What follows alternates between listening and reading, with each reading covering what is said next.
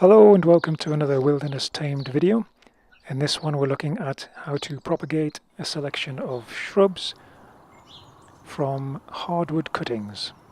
It's a very easy process. It's one of the easiest ways of propagating shrubs, and it's normally done during the autumn and winter months. So keep watching, here we go.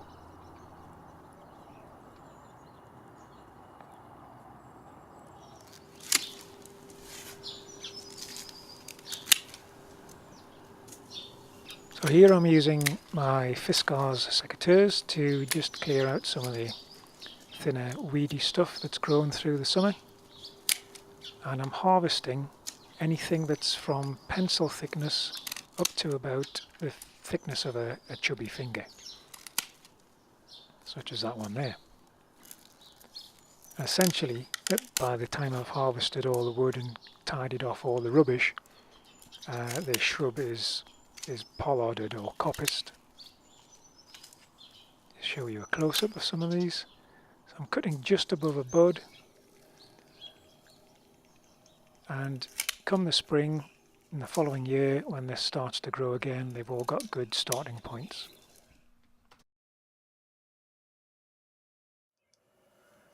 So we've pruned the blue bean tree, the Decasnia fargacei. I'll spell it out in titles for you on the video, and all we're going to do to produce these hardwood stick cuttings is trim these down into roughly sort of, 20 centimetre lengths. So the initial cut was a bit random, would have been just above a bud, but what I want to do is get, if you can zoom in on that, to cut just below a bud. So I'm going to trim that little bit off there, just below a bud. Probably use the length of the secateurs as a guide, and there's a nice healthy bud there. And I'm going to trim that at an angle. Again, I'll bring that in a bit closer for you. So I'm at an angle down from the bud. So bring that in for you. You can see the bud there, and the cut goes down at an angle away from the side that the bud's growing on. Okay, same as you would do for roses as well. So I'm just going to produce a whole bunch of stems like that. So again, that last cut on the main stem was above a bud, so I need to trim a little bit off just below a bud there. Straight cut, could actually rub that bud out, as you don't want that to grow down below the soil level. Secateurs again, there's a bud, angled down away from that. Below a bud, straight cut, pull the bud out, measure with the secateurs approximately, about there, angled cut above the bud. Just when you pick them up, top that bud off as well, you can see which way around they go. The angled bud sticks out of the ground, the straight cut, the angled cut sticks above the ground, the straight cut goes into the ground. Probably get one more out of this. Quite high up the stem though, there's less likely to be root forming hormones so high up. I think we'll just stick that one I'll just clean that cut up. We'll stick that one in as it is and see if anything comes of it. So I'll not bore you by showing you every single stem. They're all going to happen the same way. So this is the Viburnum, and there's a lot of leaf on this. So going back to balance that I've mentioned before, we need to balance what we do with these cuttings. So essentially, and this is straightforward, just going to remove all these leaves, saving that little fella there. So we'll make a cut above him, I'll bring that in, and we're going to straighten that off below there. There's our cut, we'll just snug off those ends of it. So that can still photosynthesize, and that'll probably be supported by what moisture's left in the stem, and that'll go in the ground as it is. Let's get another cutting off here, so I'm going to straighten that off.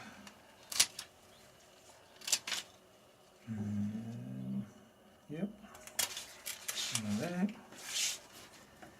Again, that is, you know, it's just not balanced. There's way too much surface area to lose water from there. More than that can take up. I mean, you could notch that off a bit, try and create a bigger surface area around here to take up moisture.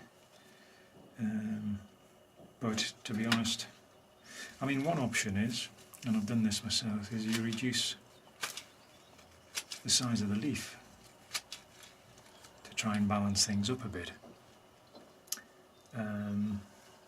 Which, you know, in some cases with some plants that works, and with some plants it doesn't.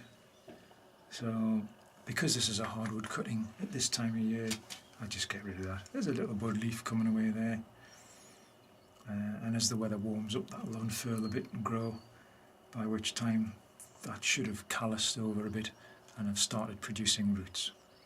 So there you go. Just wanted to show you a slight variation with these Viburnum stems. As you can see, you get a pair of buds opposite each other on the stem, so you can't do an angled cut above the buds. So basically it's two straight cuts, and you would just go from one pair of buds to the next. You can see how much space there is between the buds here. So there's a fair amount of wasted wood. So if I trim that off below that pair of buds there, and then go up to the next pair just above them, there's enough for a stick. I'll just group those buds out. But then you've got all that wasted wood till the next lot, just below the cut, just below the buds, and up to just above the next pair of buds.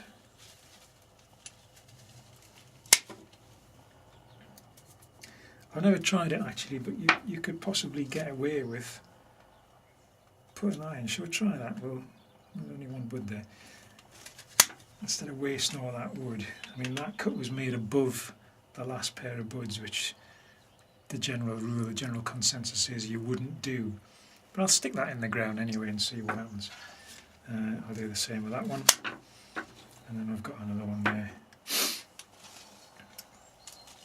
This one I'll trim below, trim above, take out the bottom buds because they're just going to rot off in the ground anyway. See what happens with that. See what happens with that. It's probably a bit thin to do anything, to be honest. A lot of these Viburnums are, so the wood that I've cut wasn't particularly long, but pencil thickness is a good starting point. Anything thicker than a chubby finger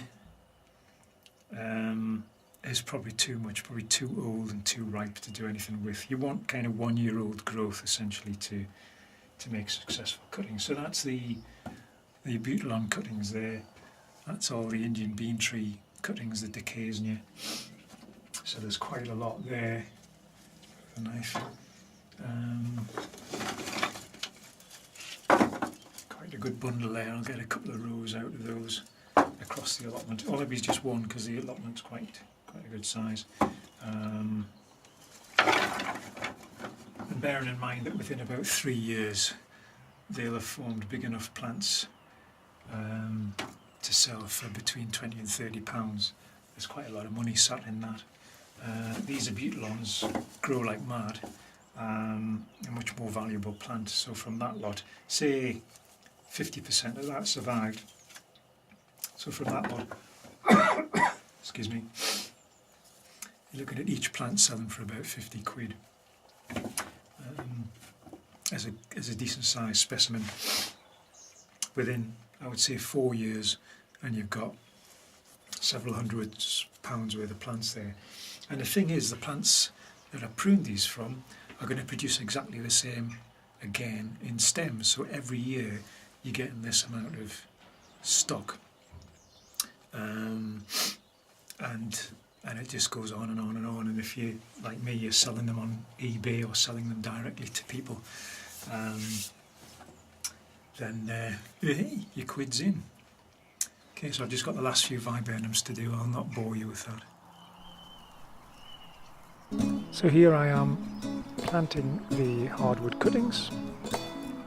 I've loosened up a row of soil just using the fork, and all I'm doing is prodding those sticks into the ground, leaving about 4 to 5 centimetres above the surface, mainly so I can see what they are and where they are.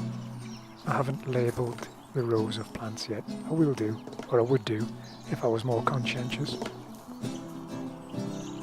But there's plenty of time for that. I'm leaving a reasonable amount of space between each one, just so that the roots can grow and the stems and leaves can grow in the spring without one plant interfering too much with the other.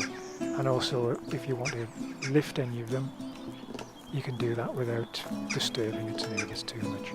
But essentially, I will lift all of these at about the same time to pot them on and get them ready for sale. And that's about all you do, really. I'm not particularly strict about straight lines or spacings.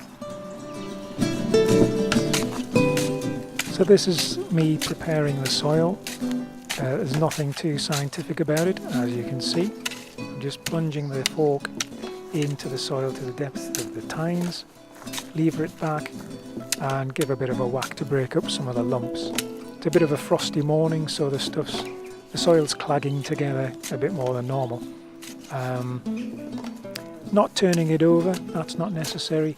I'm not adding any grit, sand, compost or fertilisers to the soil. Again, it's not required.